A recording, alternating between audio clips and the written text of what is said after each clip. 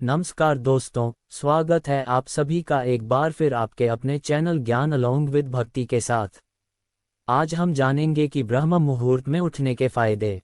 भगवान शिव कहते हैं, चाहे कितना ही अभागा मनुष्य हो, सुबह 3 बजे से 6 बजे उठकर ब्रह्म मुहूर्त में कर दो ये काम, जो चाहोगे वह मिलेगा।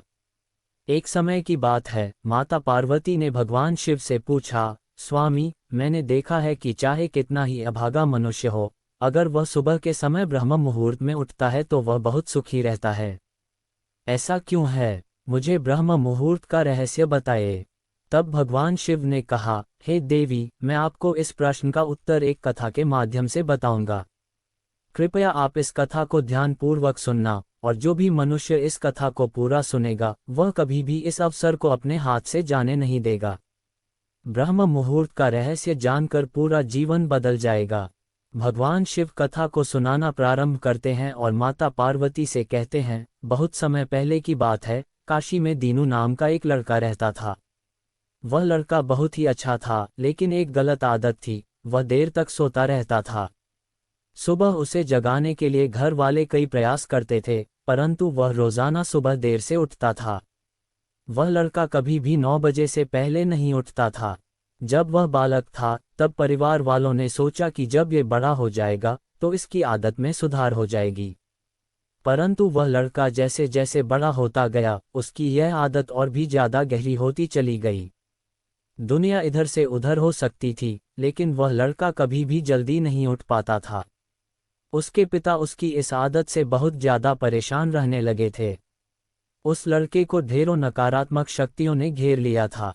वह सभी को पलट कर जवाब देता था और दिन भर उदास रहता था। इसका असर उसके स्वास्थ्य पर भी पड़ रहा था। जब उस लड़के को ये पता लगा कि उसके सारे मित्र सफलता को प्राप्त कर चुके हैं, तब वह और भी ज्यादा चिंतित हो गया और ईश्वर को कोसने लगा। वह बार बार यही कहता था कि मेरी किस्मत ही खराब है। परंतु उसके पिता अच्छी तरह से जानते थे कि उस लड़के के असफल होने के पीछे क्या कारण है। भगवान शिव ने कहा, हे देवी, फिर एक दिन की बात है, उसके पिता को किसी सन्यासी के बारे में पता चला। उन्होंने तुरंत अपने बेटे की समस्या को लेकर उस सन्यासी के पास जाने का निर्णय लिया। सन्यासी को बेटे की आदतों के बारे में बताया और सन्यासी ने कहा कि कल आप अपने बेटे को इस आश्रम में आने को कहिए। फिर उस लड़के का पिता अपने घर की ओर चला गया। उसे पता था कि अगर वह सीधे तरीके से अपने बेटे को सन्यासी से मिलने के लिए कहेगा तो वह कभी तैयार नहीं होगा। उसने अपने बेटे को अपने पास बुलाया और कहा, तुम्हारे सारे मित्र जीवन में सफलता प्राप्त कर चुके हैं, क्या तुम सफल नहीं होना चाहते हो? लड़के ने उत्तर दिया, जरूर पिताजी, परंतु जब भी मैं अपने मित्रों से उनकी सफलता का रहस्य पूछता हूँ तो वे मुझे कुछ नहीं बताते हैं। भगवान शिव ने कहा, हे देवी, फिर उसके पिता ने कहा कि मुझे ये रहस्य पता चल गया है कि वे सभी क्यों सफल होते जा रहे हैं। तब उस लड़के ने बड़ी उत्सुकता से पूछा, क्या पता चल गया है पिताजी? कृपया करके आप मुझे बताइए। उसके पिता ने कहा, कल सुबह तुम्हें एक सन्यासी के आश्रम में जाकर उनसे मिलना है। यदि तुम वहां पर समय से पहुंच गए तो वह सन्यासी तुम्हें ऐसा मंत्र बताएंगे जिससे तुम सफल हो जाओगे। परंतु एक समस्या है। लड़के ने कहा, पिताजी, मैं कल पूरी रात जागता रहूंगा और सुबह सन्यासी से मिलकर आऊंगा। उसके पिता ने कहा, ठीक है, तुम वहां जाकर उस सन्यासी की आज्ञा को मानना। पिता की बात सुनकर वह लड़का बहुत अधिक खुश हुआ। जीवन में पहली बार रात्रि में वह जागता रहा, परंतु थोड़े ही समय में उसे नींद आ गई और वह सो गया। फिर अगली सुबह जब वह उठा तो उसे पता चला कि सन्यासी से मिलने का समय समाप्त हो चुका था। उसके पिता ने लड़के की तरफ देखा और कहा, तुम जीवन में कभी सफल नहीं हो पाओगे, जाओ और जाकर सो जाओ। पिता की यह बात सुनकर उस लड़के को बहुत दुख हुआ। उसने मन ही मन स्वयं को चुनौती दी कि कल सुबह वह सन्यासी से मिलने अवश्य जाएगा। उसने अपने पैर में एक छोटा सा घाव बना लिया, जिससे दर्द के कारण उसे रात भर नींद नहीं आई। भगवान शिव ने कहा, हे देवी, यह ऐसा पहला अवसर था जब उसने अपने जीवन में पहली बार सूर्योदय देखा था। वह तुरंत ही तैयार होकर सन्यासी से मिलने के लिए चला गया। आज उसका अनुभव कुछ अलग ही था, वह बेहद शांत महसूस कर रहा था। चलते चलते वह लड़का जैसे ही सन्यासी के आश्रम में पहुंचा, तो वहां पर उसने देखा कि सन्यासी और उसके सभी शिष्य ध्यान लगाकर बैठे हुए थे। फिर जब ध्यान का समय समाप्त हुआ, तब लड़का उस सन्यासी के पास पहुंचा और उन्हें प्रणाम करते हुए बोला, क्या आपके पास कोई ऐसा मंत्र है जिससे मैं सफल हो सकता हूँ? कृपया करके मुझे वह मंत्र बताइए। मैं भी अपने मित्रों के समान सफल होना चाहता हूँ और अच्छा जीवन जीना चाहता हूँ। फिर सन्यासी मुस्कुराए और बोले, अच्छा तो तुम वही बालक हो। तुम्हारे पिताजी मुझसे मिलने आए थे और उन्होंने तुम्हारे विषय में मुझे सब कुछ बता दिया था। मैं तुम्हें वह मंत्र अवश्य बता देता, परंतु अब लड़के ने जैसे ही परंतु शब्द सुना तो लड़का घबरा गया। उसने पूछा, परंतु क्या गुरुदेव? तब सन्यासी बोला, मैं तुम्हें वह मंत्र बताऊंगा, परंतु अगले 21 दिनों तक तुम्हें मेरी आज्ञा माननी होगी। मैं तुम्हें वह मंत्र 21 दिनों के बाद बताऊंगा। तब तक मैं तुमसे जो भी कार्य कहूंगा तुम्हें वह करना होगा। यदि तुम असफल हुए या कार्य के बीच में तुम्हारा संकल्प टूट गया तो उस मंत्र का असर नहीं होगा। दृढ़ निश्चय के साथ उस लड़के ने कहा, मुझे आपकी सारी आज्ञा स्वीकार है। मैं अगले 21 दिनों के लिए आपका दास हूँ। आप जो भी कहेंगे मैं वही कार्य करूँगा। मुझे केवल और केवल उस मंत्र के बारे में जानना है। फिर सन्यासी ने उस लड़के से कहा, ठीक है, कल से तुम्हारा कार्य शुरू होगा। तुम इसी आश्रम में निवास करोगे। वह लड़का आश्रम में निवास करने के लिए तैयार हो गया। सन्यासी ने कहा, यहाँ रहते हुए तुम्हें ब्रह्म मुहूर्त में उठना होगा और दूसरे शिष्यों की तरह ध्यान और तप करना होगा। साथ ही आश्रम के कार्यों में भी सहायता करनी होगी। ध्यान रहे, ये संकल्प टूटना नहीं चाहिए। अब लड़का सन्यासी की बात से सहमत हो गया और अगले दिन से उसके कार्य के दिन की शुरुआत थी। इस बार उसने दृढ़ निश्चय किया, परंतु एक सप्ताह बीतने के पश्चात ही उसका संकल्प टूट गया और वह 8वें दिन देर तक सोता रहा। जब वह नींद से जागा तो उसने कहा, मुझसे कितनी बड़ी भूल हो गई है। वह रोते हुए सन्यासी के पास पहुंचा और कहने लगा, हे गुरुदेव, मेरा संकल्प टूट गया। अब मैं जीवन में कभी सफल नहीं हो पाऊंगा। सन्यासी ने उसे समझाते हुए कहा, एक बार फिर से शुरुआत करो, फिर से संकल्प करो। फिर लड़के ने सन्यासी से पूछा, सुबह उठना इतना आवश्यक क्यों होता है और यहाँ पर सभी लोग इतनी जल्दी क्यों उठ जाते हैं? तब सन्यासी ने लड़के को समझाते हुए कहा, सुबह यानी ब्रह्म मुहूर्त में उठने के पीछे बहुत बड़ा विज्ञान छुपा हुआ है। लड़के ने कहा, कृपया मुझे वह विज्ञान बताने की कृपा करें।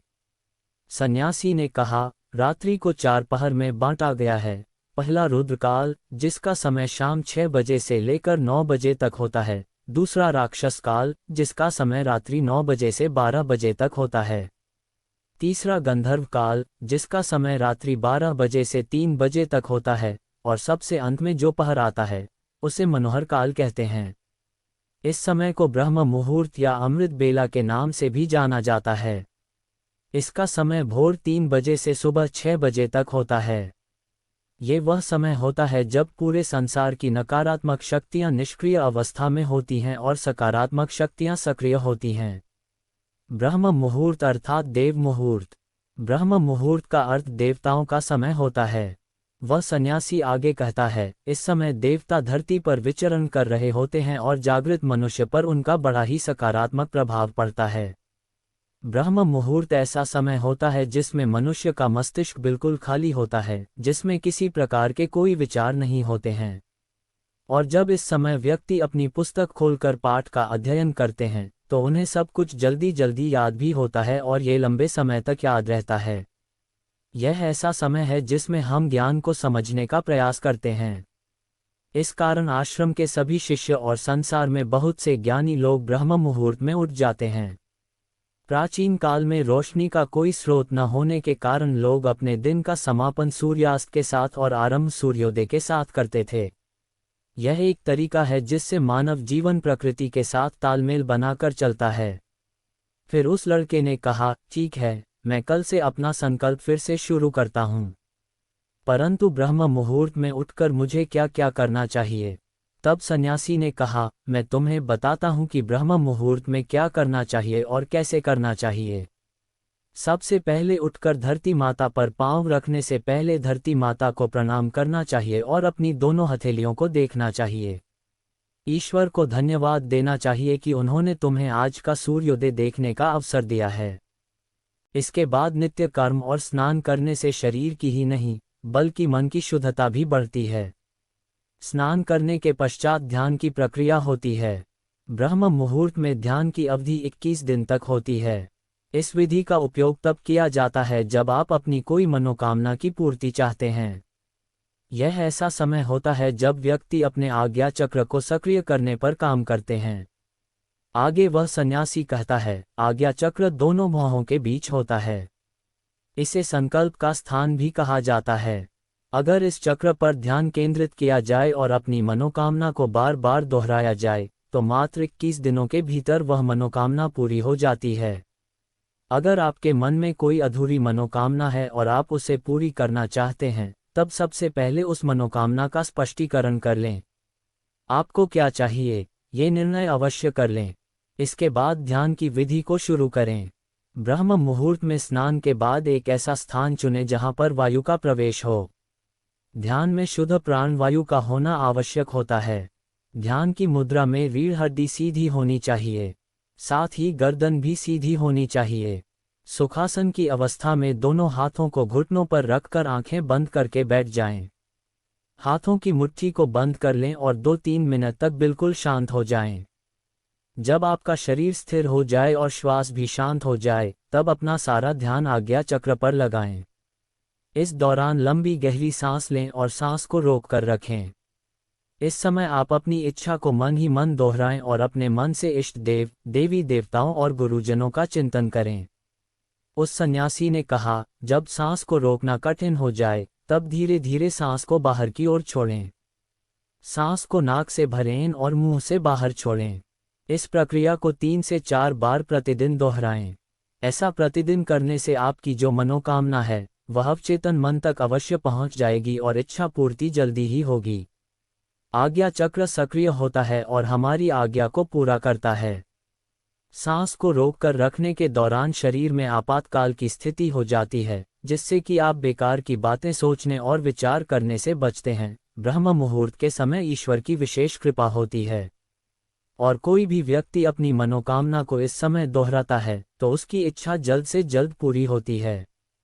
इस प्रकार सन्यासी ने उस लड़के को ब्रह्म मुहूर्त का महत्व बताया।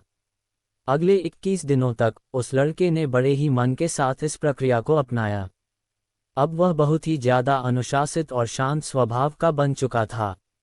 उस लड़के ने जैसे ही अपना संकल्प पूरा कर लिया, उसके बाद वह लड़का बड़े ही प्रसन्न भाव से सन्यासी के पास पहुंचा और कहने लगा, हे गुरुदेव, मैंने 21 दिनों का संकल्प पूरा कर लिया है। अब कृपया मुझे सफल होने का मंत्र बताइए। तब उस सन्यासी ने मुस्कुराते हुए कहा, पिछले 21 दिनों से जो अभ्यास तुम करते आए हो, वही तुम्हारी सफलता का मंत्र है। जो व्यक्ति ब्रह्म मुहूर्त में उठकर ध्यान प्रक्रिया को सही से करते हैं, वह जीवन में कभी असफल नहीं हो सकते। तुम्हें ब्रह्म मुहूर्त का रहस्य पता चल चुका है। अब तुम इसे जीवन पर्यंत करो। तुम्हें जीवन के लक्ष्य और सफलता दोनों प्राप्त होंगे। उस लड़के ने सन्यासी को धन्यवाद दिया और ब्रह्म मुहूर्त के नियमों का पालन जीवन पर्यंत तक करने का वादा भी किया। अब तो आपको पता चल गया होगा कि ब्रह्म मुहूर्त में क्या होता है। तब माता पार्वती ने कहा, हे स्वामी, अब मुझे ब्रह्म मुहूर्त का संपूर्ण ज्ञान हो गया है। इतना कहकर माता पार्वती ने भगवान शिव को प्रणाम किया। आशा करता हूँ वीडियो में दी गई जानकारी आपको पसंद आई होगी। वीडियो अगर आपको पसंद आया हो तो कमेंट में हर हर महादेव लिखना ना भूले, और वीडियो को लाइक अवश्य करके चैनल को सब्सक्राइब करें। मिलते हैं जल्द एक नई वीडियो के साथ। तब तक के लिए खुश रहे, स्वस्थ रहे और अपने माता पिता का ख्याल रखे। राधे राधे।